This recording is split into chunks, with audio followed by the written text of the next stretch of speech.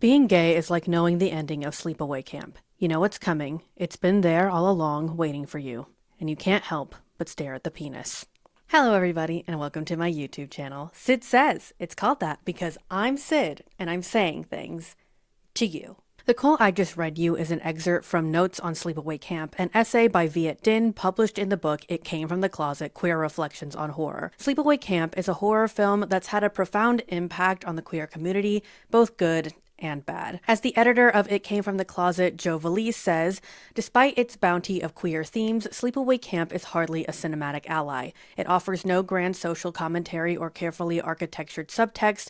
Rather, the queerness is used, even appropriated, as a plot device. At best, it's a sloppy framework for getting the film to a shocking finale, and at worst, it dangerously conflates mental illness, child abuse, and transness. In a society that prioritizes masculinity and increasingly endorses violence as a means to protect, of course Angela would be driven to kill. And for those of you unaware, Angela is our main protagonist of the film, who is revealed in a big plot twist at the end to not only be our slasher movie villain, but also to be a boy who was forced to take on the identity of his dead twin sister by his psychotic aunt.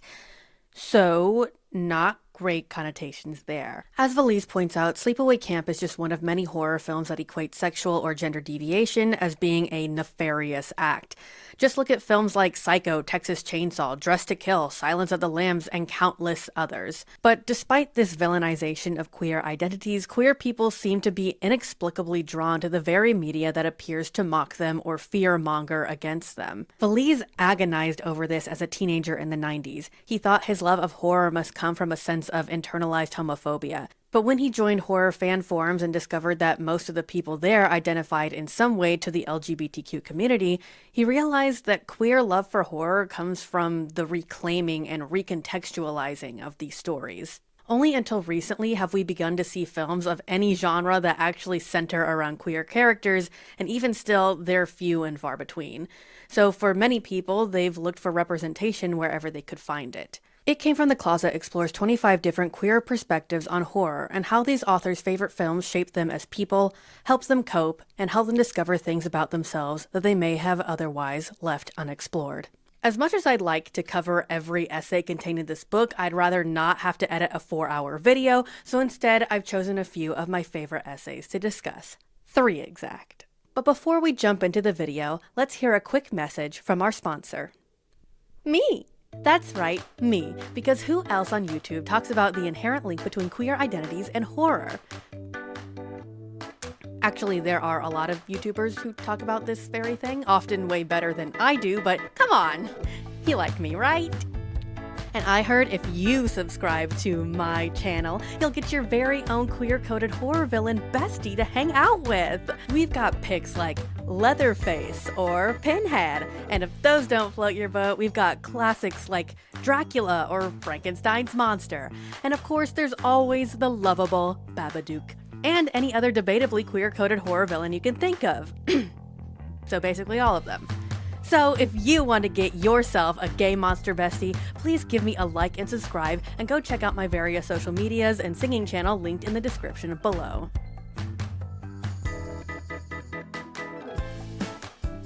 Thank you, and back to the video.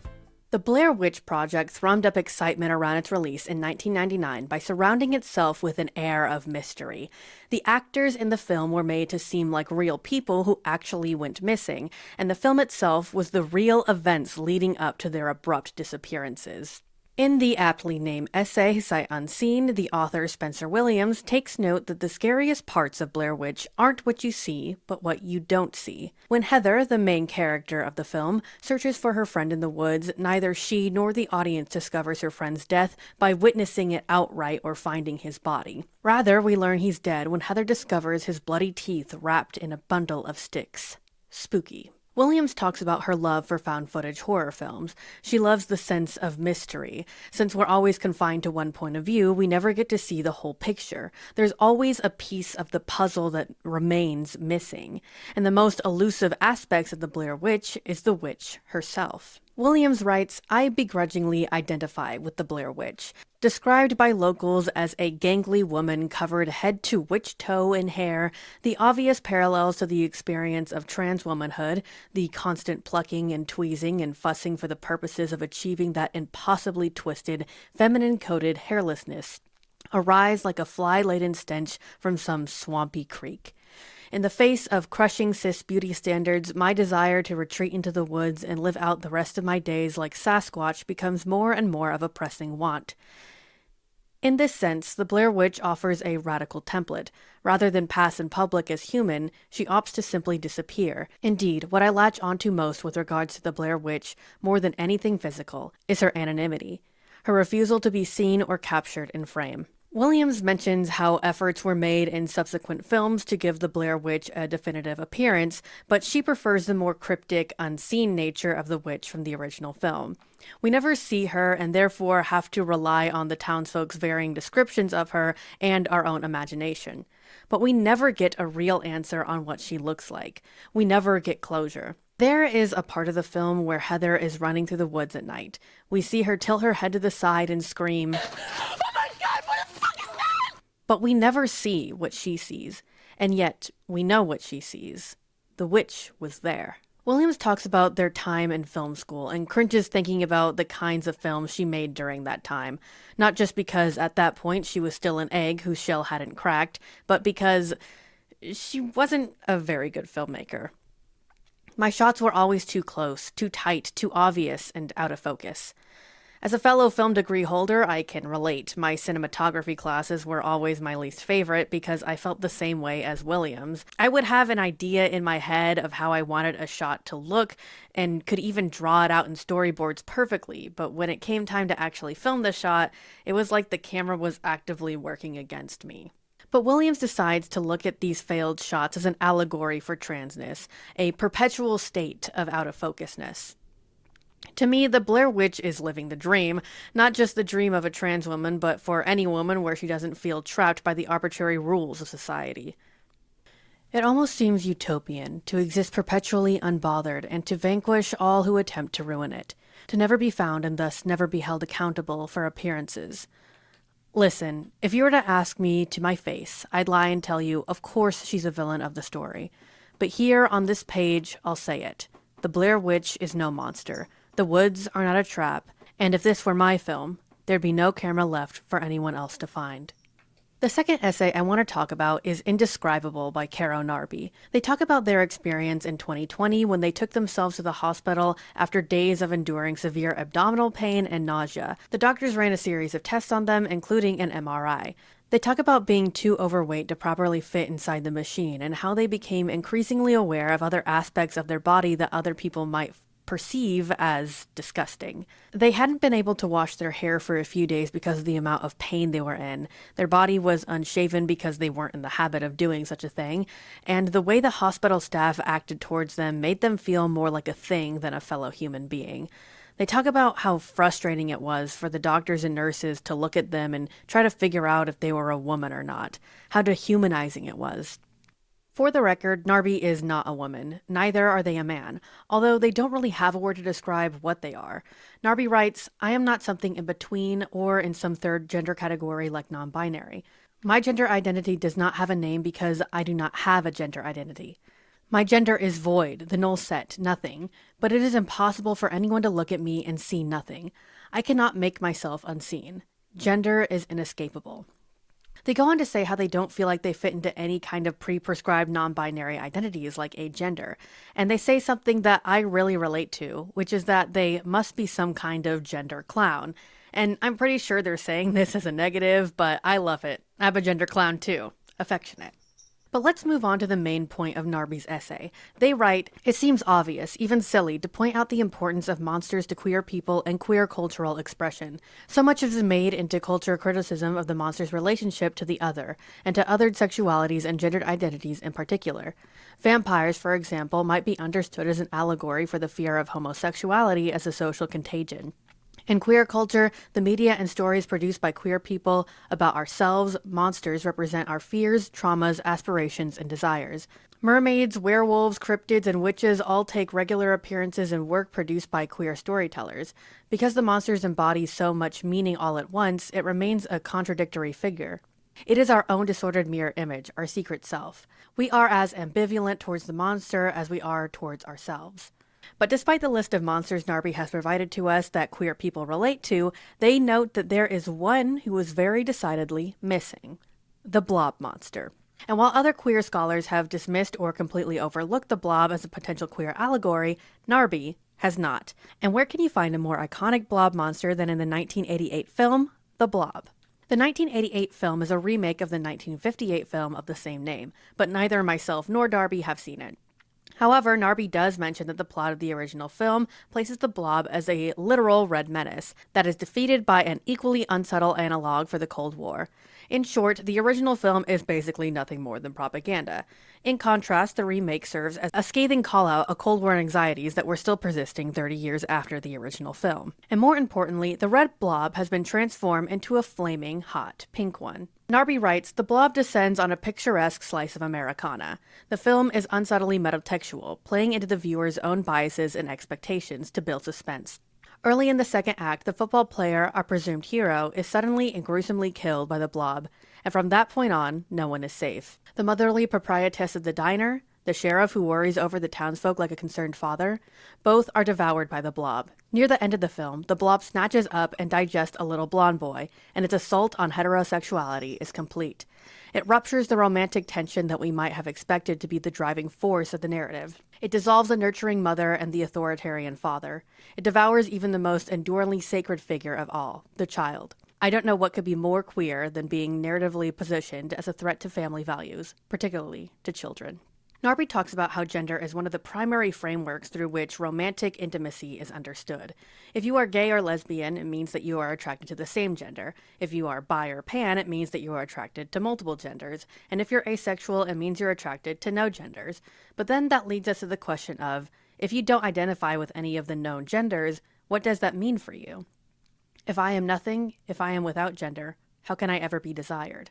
Blobs are not queer incidentally. They are not queer simply because, through narrative contrivance, they might be associated with the destruction of heterosexual order. The blob's relationship to queerness is a product of the basic symbolic function. The blob dissolves boundaries. We know what woman is because in any given context where man and woman are conceptualized, we can define the boundary of what is and is not man. We can name homosexuality because we can contrast it with heterosexuality. We develop a sense of self because we can recognize that which is outside of or a part of ourselves. But what if those distinctions were permeable? What if they collapsed entirely? An all-consuming blob is about the most literal representation of that collapse of any meaning that I can imagine. Narby's feelings around gender often mirror my own. We can never truly be genderless because we are always being perceived and having others' ideas of gender identity being projected onto us. We are being subjected to the mortifying ordeal of being known.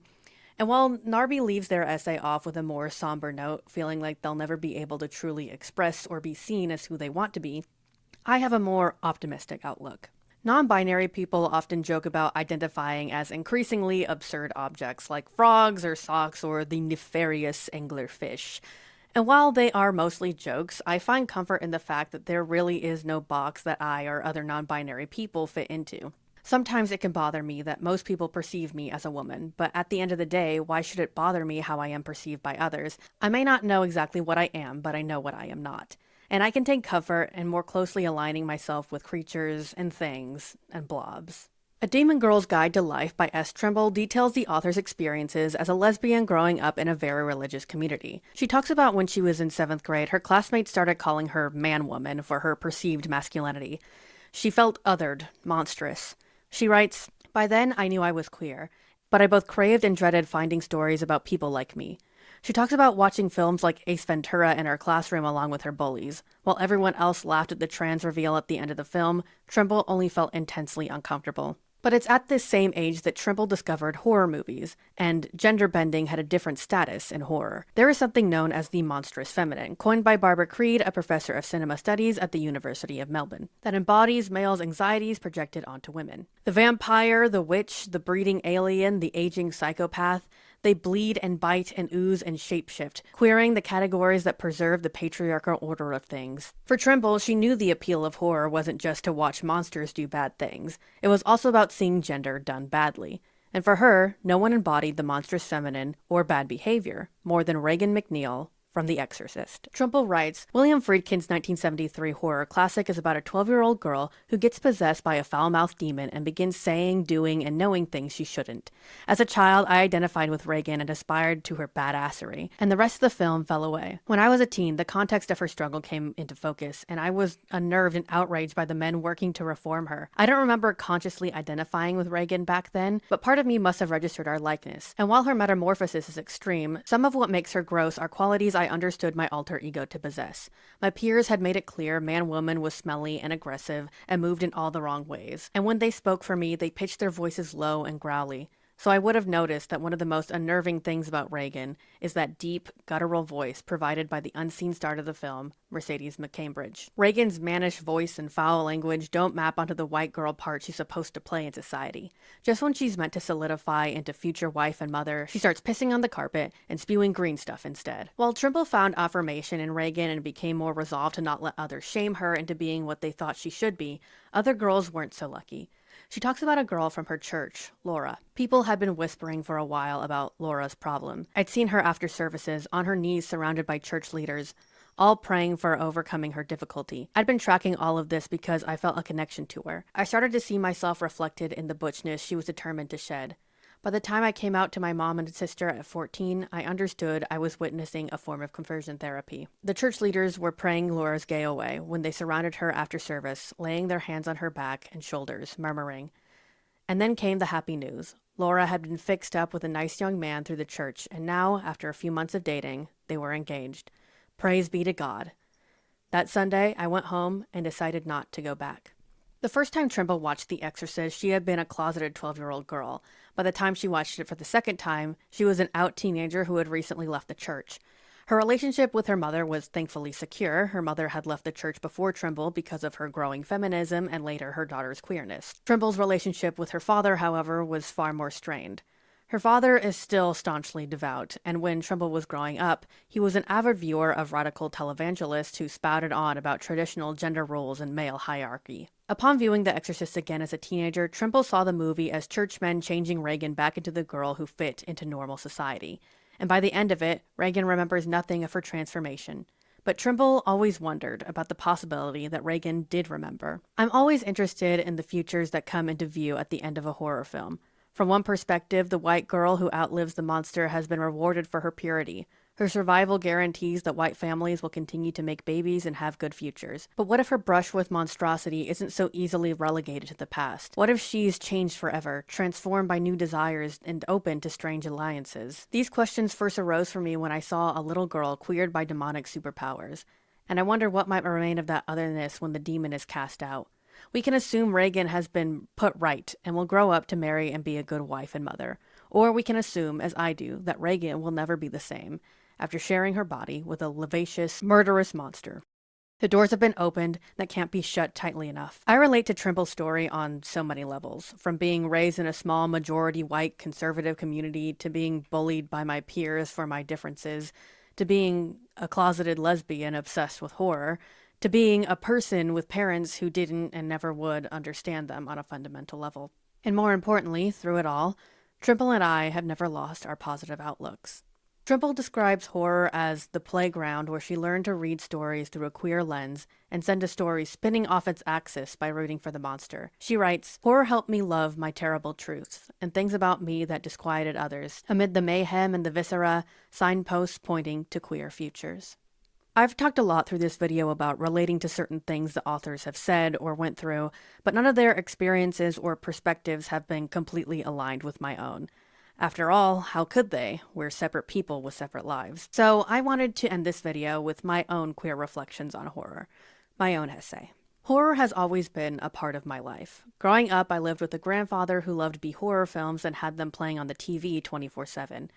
I remember being 3 years old and watching movies like Arachnophobia, Wrong Turn, and other films I can't even begin to remember the names of, but are seared into my memories regardless. Not from the trauma of watching them so young, as far as I can remember, I was never bothered by that aspect, but rather because they were important memories for me. But this wasn't where my horror obsession began, not yet. My true love of horror began in high school when I joined theater. It began when we started to discuss what kind of show we wanted to put on for the fall play and tossed around the idea of doing something spooky for Halloween.